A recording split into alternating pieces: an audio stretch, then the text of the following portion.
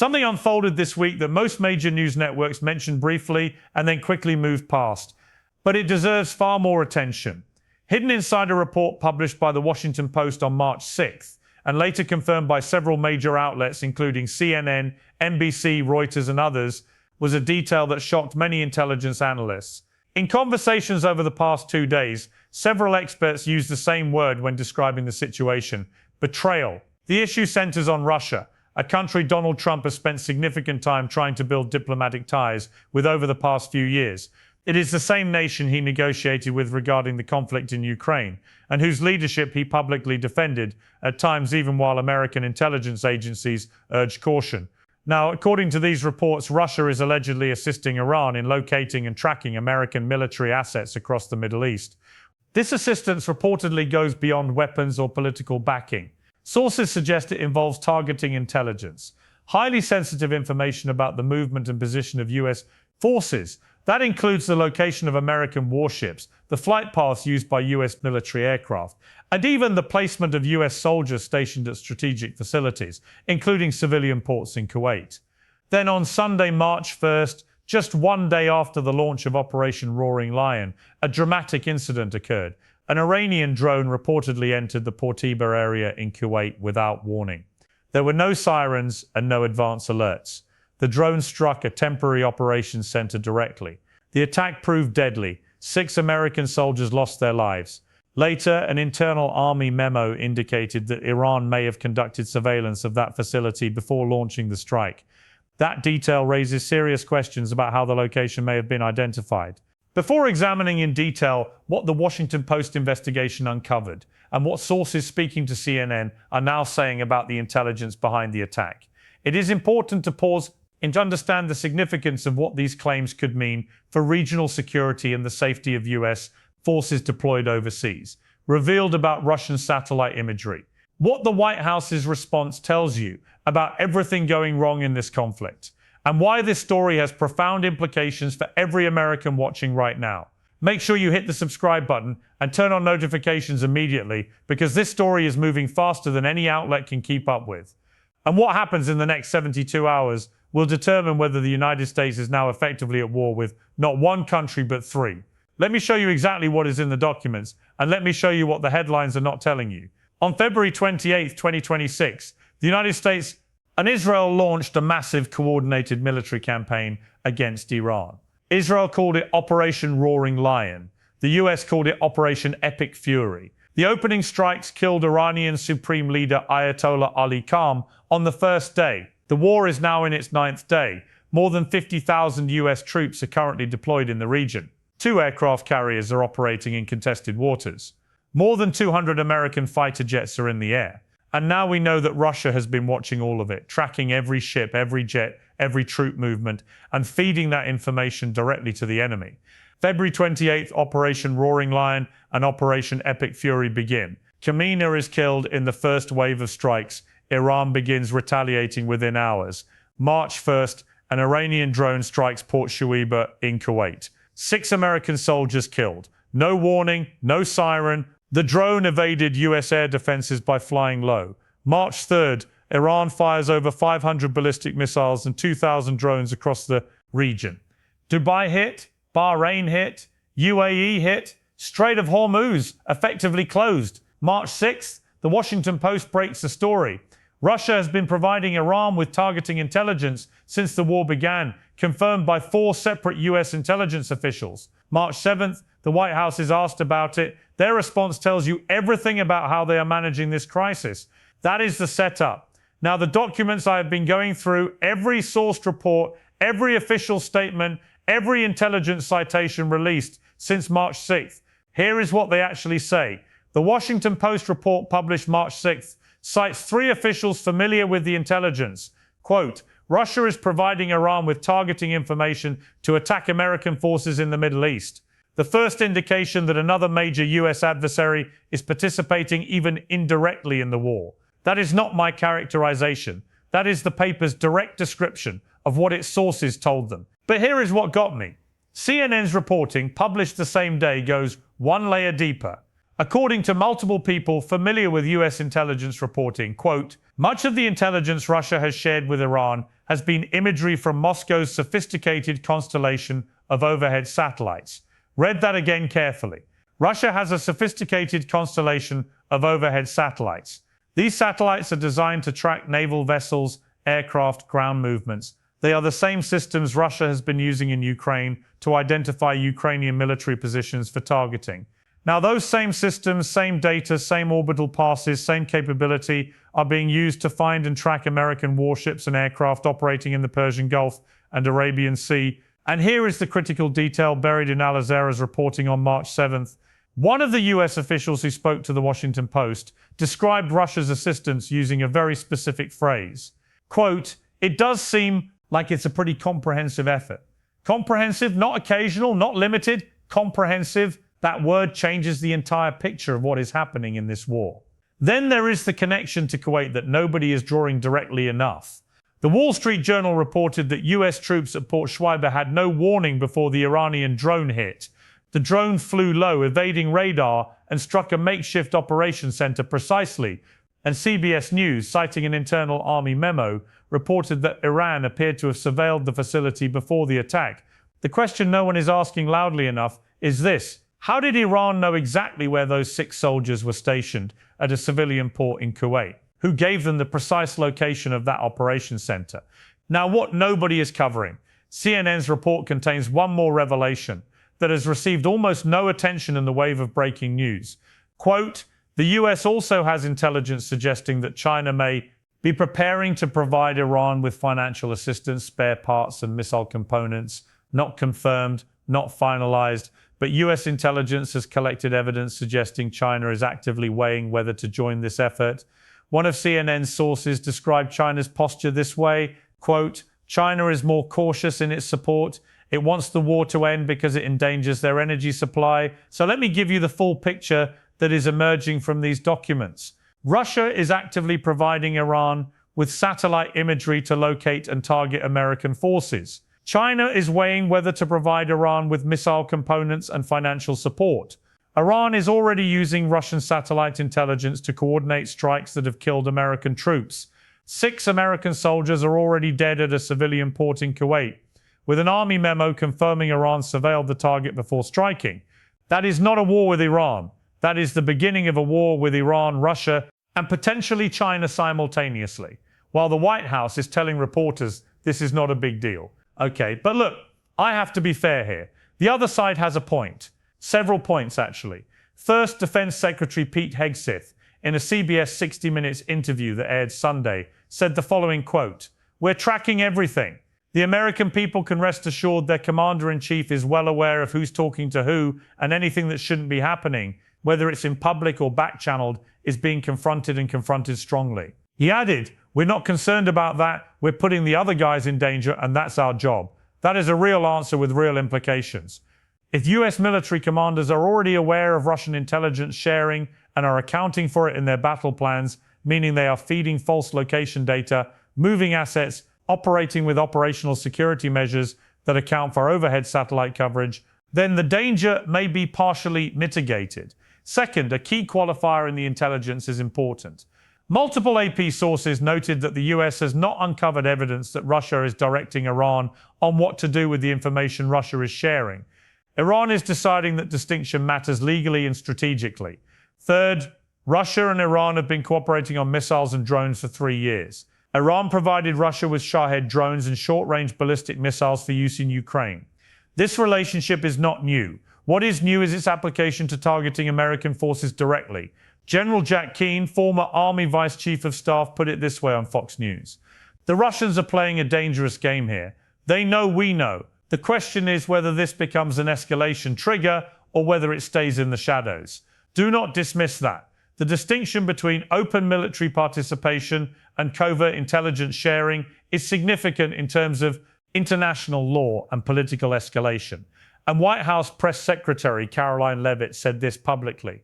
Quote, "Clearly it's not making any difference with respect to the military operations in Iran because we are completely decimating them." She declined to say whether Trump had spoken to Putin about the intelligence sharing or whether Russia should face any repercussions. Look, I am not here to tell you what to think. If you read this as Russia actively participating in killing Americans, the evidence supports that reading. If you read this as covert intelligence support that the US military is already countering, the evidence can support that reading too. But what cannot be read two different ways is this. 6 American soldiers are dead in Kuwait. Iran appears to have surveilled their location before striking. Russia has been providing Iran with the exact type of targeting intelligence that would facilitate that kind of precision strike. The connection is not confirmed in the documents, but the overlap is documented and undeniable. This didn't come out of nowhere. Backstory. Russia and Iran have been building their military partnership systematically for the last 3 years. When Western sanctions cut off Iran's ability to import advanced weapons, Russia stepped in. When Russia needed cheap drones and missiles for Ukraine, Iran supplied Shahed drones and short-range ballistic missiles. In return, Iran sought Russian help with its nuclear program. The two countries have been in effect running a parallel weapons economy outside the reach of Western sanctions enforcement. Then February 28, 2026 arrived. The United States and Israel launched one of the largest joint military operations in the history of either country. Within hours, the Russian government had a choice: stay neutral, publicly distance itself from Iran, and preserve whatever relationship it had built with the Trump administration over Ukraine negotiation, or quietly activate the intelligence sharing apparatus built over 3 years of cooperation and help its partner absorb and survive the opening blows of the war. Russia chose the second option quietly without public announcement through satellite pass-downs and intelligence feeds that were already operational. And the result appeared on a pier in Kuwait on a Sunday morning. No warning, no siren. March 6th, 2026. Here's what happened. The Washington Post story dropped at roughly 6 p.m. Eastern. Within 90 minutes, CNN had its own independent confirmation from multiple sources. Reuters published a third confirmation. NBC News published a fourth. The AP published a fifth. 4 separate news organizations with 4 separate sets of sources, all reaching the same conclusion simultaneously. That is not a leak. That is a coordinated disclosure. Someone inside the US government made a decision to let this story go public on March 6th. The question is why? There are 2 serious theories. Theory 1. The disclosure was authorized as a warning to Russia, a public signal that the United States knows what Moscow is doing and is prepared to hold it accountable. In this theory, the disclosure is a diplomatic and strategic move. Theory 2. The disclosure was unauthorized, a whistleblower-style release from officials who believe the White House is dangerously downplaying Russia's role, and that the American public deserves to know 6 soldiers may have died, partly because of Russian targeting intelligence. Both theories are consistent with the facts as reported. Neither has been confirmed. What happened after the disclosure tells you something. Trump was asked about it by Fox News reporter Peter Doocy at a White House meeting about college sports funding. The president's response, quote, "What a stupid question that is to be asking at this time. We're talking about something else." The President of the United States asked about reports that Russia is helping Iran kill American troops, called the question stupid at a meeting about college sports. And that was the end of it. What are experts actually saying? Former CIA analyst David Priest, author of studies on intelligence and presidential briefings, direct quote from his statement this week. Intelligence sharing of this kind represents a fundamental redefinition of Russia's role in this conflict. If sustained, it means the US is effectively fighting a proxy war against Russian surveillance capability. Plain English. Russia is not shooting at American troops, but Russian satellites are helping Iran know where to shoot. Former NATO Supreme Allied Commander James Strider speaking on MSNBC. Quote, "The most dangerous aspect of this disclosure is not what it tells us about Russia.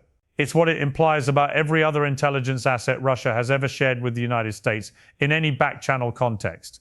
Trust once broken in intelligence relationships does not recover quickly." Key there. The Russia-Iran intelligence sharing does not just endanger troops in Kuwait. It poisons every ongoing US-Russia back channel, including Ukraine negotiations. And here is what's interesting. Even former Trump National Security Advisor Robert O'Brien, someone who has consistently defended the administration's foreign policy decisions, said this on ABC News. Quote, "Russia helping Iran target Americans is unacceptable. Period. There need to be consequences. What those consequences are is a question the administration needs to answer publicly. When former Trump administration officials and critics are using the same word consequences, pay attention." Former Navy Commander Salamander, a retired US naval officer who writes on strategic affairs, quote, "Every surface ship commander in the region is now operating under the assumption that Russia knows their position within a few kilometers at any given time. That changes formation tactics. It changes communication protocols, changes threat assessment. This is not a footnote. This is an operational transformation. The 6 soldiers who died in Kuwait may not be the last Americans killed with help from Russian intelligence. The question is whether the White House is treating this with the urgency it deserves. Why should you care? Real talk, how this affects actual people, your money. The Strait of Hormuz is effectively closed. Brent crude oil surged to its highest level since 22000 in the days since the war began. Analysts at Goldman Sachs are modeling oil above $100 per barrel if the closure extends beyond 30 days. If you fill a gas tank, you are already paying more. If the closure extends, you will pay significantly more. Supply chain disruptions are beginning in industries that depend on Gulf shipping. Shipping insurance premiums have tripled since February 28th. Those costs get passed to consumers. Your security. 50,000 American troops are currently operating in a war zone where a US adversary is actively tracking their locations using overhead satellites and feeding that data to the enemy. This is not theoretical. The Army memo on Kuwait confirmed Iran surveilled the target. 6 soldiers died with no warning and no siren. This is the documented operational reality right now. Precedent. If Russia can actively provide targeting intelligence against US forces in an active war, and the response from the White House is what a stupid question, that precedent defines every future conflict. Every adversary watching this conflict is drawing conclusions about what they can do to American forces in any future engagement without triggering consequences. Legal implications. The War Powers Act requires the President to notify Congress within 48 hours of introducing US forces into hostilities. Congress has already rejected 2 resolutions to assert oversight authority over this war by narrow margins, 219 to 212 in the House. 3 to 4 Republican senators have expressed discomfort with the administration's legal justification. And now a new question has been added. If Russia is actively helping Iran target US forces and the administration is aware of it, what is the legal threshold at which covert Russian participation constitutes an act of war against the United States? Nobody in the administration is answering that question publicly. How has Trump responded? Honestly, it made things worse. Friday evening, White House meeting on college sports compensation. Fox News reporter Peter Doocy asks about Russia and Iran. Trump's verbatim response, "I have a lot of respect for you. You've always been very nice to me." What a stupid question that is to be asking at this time. We're talking about something else. No denial that Russia is sharing intelligence. No statement that there would be consequences. No acknowledgement that 6 American soldiers are dead, and that Russian targeting data may have helped put the drone on the right trajectory. White House Press Secretary Caroline Leavitt on the same day asked whether Trump would speak to Putin about the intelligence sharing. Quote, "I'll let the president speak to that himself." She has not followed up. The president has not addressed it directly since that Friday exchange. The Kremlin's response through spokesman Dmitry Peskov when asked whether Russia provided military or intelligence assistance to Thran, direct quote, "He refrained from comment. He did not deny it. He declined to answer in diplomatic language. That is a confirmation without fingerprints. What's still unclear, 1, whether any specific Iranian snorts attack can be directly traced to Russian targeting intelligence. The intelligence establishes the flow of information. It does not yet establish a documented operational link between a Russian satellite pass and a specific Iranian missile or drone impact. 2, what if anything Trump is telling Putin privately? Leavitt said she would let the president speak to that himself. He has not spoken to it publicly. 3, whether China will move from preparation to action. 3 people familiar with the intelligence told CNN that China may be preparing to provide Iran with financial assistance, spare parts, and missile components. Whether that crosses from weighing to doing is the next intelligence question coming. Dates to watch tonight, Sunday, March 8th. The war enters day 9 with no ceasefire in sight. Iran's Supreme National Security Council has vowed continued retaliation against US military bases across the region. Tuesday, March 10th, Secretary Rubio returns from Tel Aviv. His assessment of whether Israel is prepared to escalate further will define the strategic trajectory of the next 2 weeks. Wednesday, March 11th. The UN Security Council emergency session continues. Any resolution is dead on arrival, given Russian veto power. But watch Moscow's statement on the floor. The language Russia uses at the UN will either escalate or partially explain its intelligence sharing decision. Thursday, March 12th, the Senate is expected to take up a new version of the War Powers Act resolution after the first one was narrowly rejected. At least 3 Republican senators have signaled possible defection. The Russia revelation is being cited by those senators as additional evidence that the scope of this war is expanding beyond what Congress was told. And there is one more thing. The army is currently investigating the circumstances of the Kuwait drone strike. Internal memos already confirm Iran surveilled the facility.